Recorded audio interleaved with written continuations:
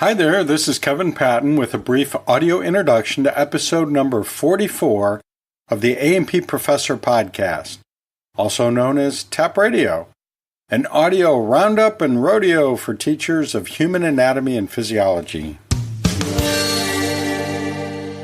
Well, I have a lot of different topics lined up for episode number 44, which is the upcoming full episode, which will be released in just a couple of days after this preview episode.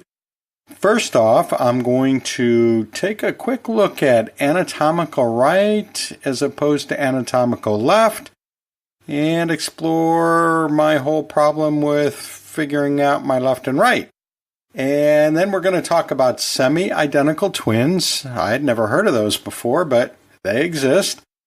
I'm going to talk about an easy way to sort and process that big pile of exams and assignments that you might be getting in your courses.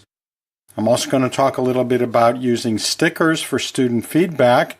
And the featured topic is, how should students address their professors? The free distribution of this podcast is sponsored by the Master of Science in Human Anatomy and Physiology Instruction, the Happy Degree. Looking to power up your game in teaching A&P?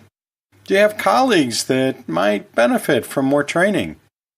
Check out this online graduate program at nycc.edu/happy. That's HAPI. Or click the link in the show notes or episode page. I have a few word dissections for you, and the first one is gamification, which is not a specifically anatomical or physiological term, but gamification is a current buzzword in education in general and certainly in higher education, so let's take a quick look at it. So breaking down gamification, we get the first word part, game, which means game. And so we're referring to something like a card game or a board game or a video game or something like that. And then the ification part is a common suffix. It's actually a combination of suffixes. The fica part means make, and the shon ending, T-I-O-N ending, means process, usually. So we put that all together, and gamification literally is process of making something a game. And that actually fits what its working definition is as well. It's when you make a game of something, like when you make a game of a lesson. You turn it into a game and maybe give rewards and so on. But we'll revisit the idea of that in the full episode. The next word for dissection is zygote, which is also going to come up in the next episode. And that's a term that you and I use a lot, but it's kind of interesting when you break down the word where it comes from. Zygote literally means a union or a yolk. And I don't mean yolk, Y-O-L-K, like the yolk of an egg, which might be the first thing that comes to mind when we think of a zygote, right? But it's Y-O-K-E, which means a union, like when you yoke two oxen together or yoke two mules together, which is something that we kind of do in Missouri sometimes, using Missouri mules. We yoke the mules together. We unite them into a single working unit. And that's what a zygote is kind of, right? I mean, it's not two mules, but it's a cell formed by the union of two gamete cells. That is, the sperm and the egg unite to form that single first cell of the offspring.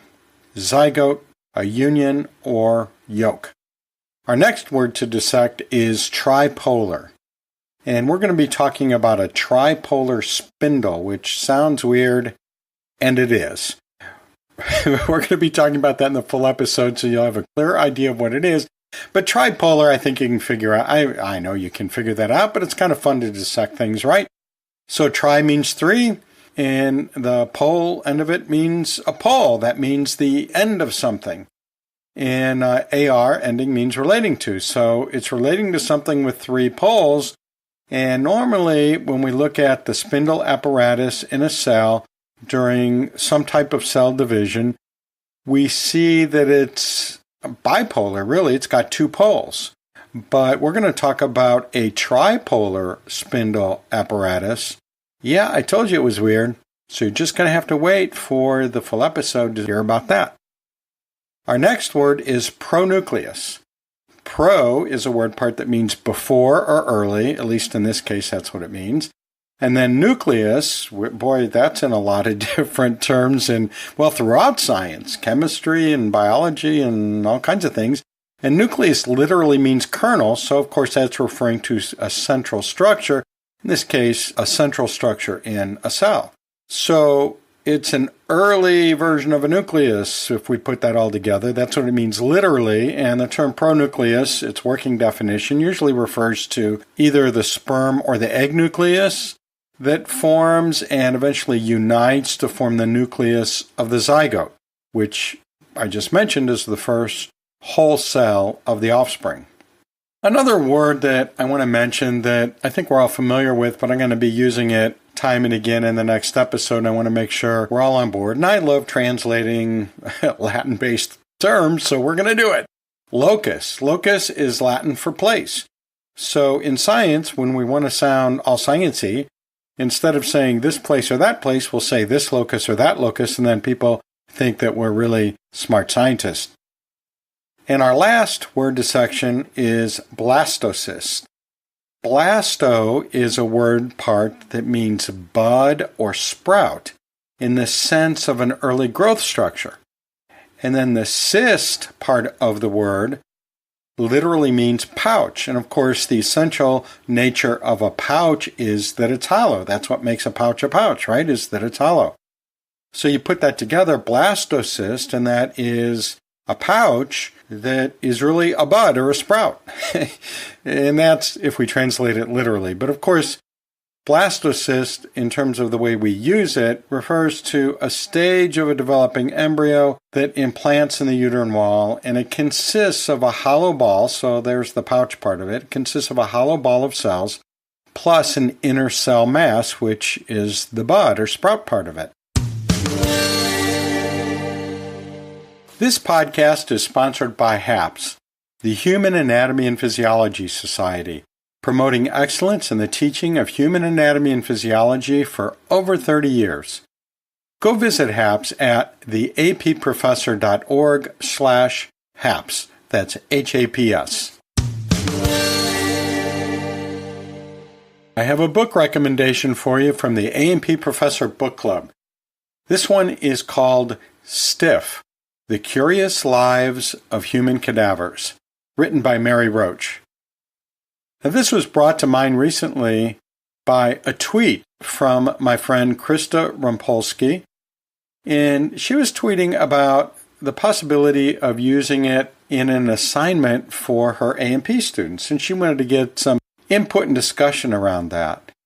And this book has been around for a while, about 15 years, and until Krista mentioned it, I had kind of forgotten about it. Well, except when I remember it at odd times and places that I'll tell you about in just a minute. It turns out that I have used this as an assigned reading for undergraduate A&P students, and they loved it.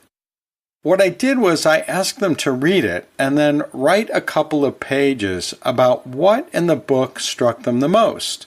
What was particularly interesting to me is that their picks of what struck them the most ranged all over the place. And it turns out they loved it. They loved this book. That's 3 loves. They were as surprised as I was that an assigned reading would be so well loved. Now, when you take a look at this book, you'll see that it starts out with a description of Mary Roach, the author, going into this medical school lab where they had a bunch of heads of cadavers set up so that some surgeons could practice some brain surgery. And then it goes on and talks about the history of dissection, and she brings up the whole process of decay and more than you ever wanted to know about how all that works. She talks about how bodies are used for research and all kinds of research. I mean, taking us way beyond what we might expect. And there's various aspects of how a body might be handled for funerals.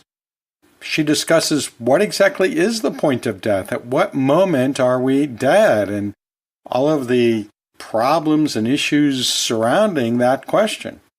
And, well, there's just all kinds of interesting stories and useful information in the book.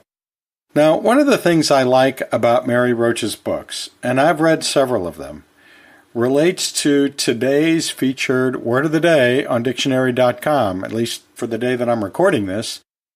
The word of the day is expatiate, which means to move or wander about intellectually or imaginatively without restraint. That's kind of how she writes. That's kind of how I think. That's how my podcasts go, isn't it? Where I just kind of bounce around from one idea to another.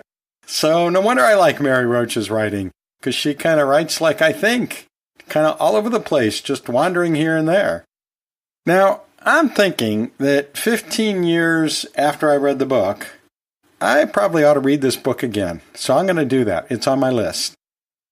But there are bits of information that have stuck with me over those 15 years, and they still pop into my head from time to time, sometimes kind of unexpectedly. For example, sometimes when I put in my rigid contact lenses, it pops into my head. I think about how she described these little plastic discs, sort of like rigid contact lenses, but with little spikes in them, that funeral directors use to keep the eyelids closed. Now, what a thought to pop into your head in the morning as you're getting ready for the day and putting your contacts in, but, well, it happens. That's how my brain works. Sorry. And sometimes when I'm doing my slow cadence resistance training at the gym, it'll pop into my head about how I need to keep my muscles reasonably well defined in my old age so that they'll be useful when I'm dissected later, something I've already arranged for. Now, Mary Roach's books in general, and this one in particular, is both informative and hilarious. And for me, that's all I need and want in a nonfiction book. So, in the A&P Professor Book Club, I'm recommending Stiff, The Curious Lives of Human Cadavers, and the author is Mary Roach, R-O-A-C-H. A searchable transcript and a captioned audiogram of this preview episode are funded by AAA, the American Association of Anatomists, at anatomy.org. Well, this is Kevin Patton signing off for now and reminding you to keep your questions and comments coming. Why not call the podcast hotline right now at 1-833-LION-DEN. That's 1-833-546-6336. Or visit us at theapprofessor.org. I'll see you down the road.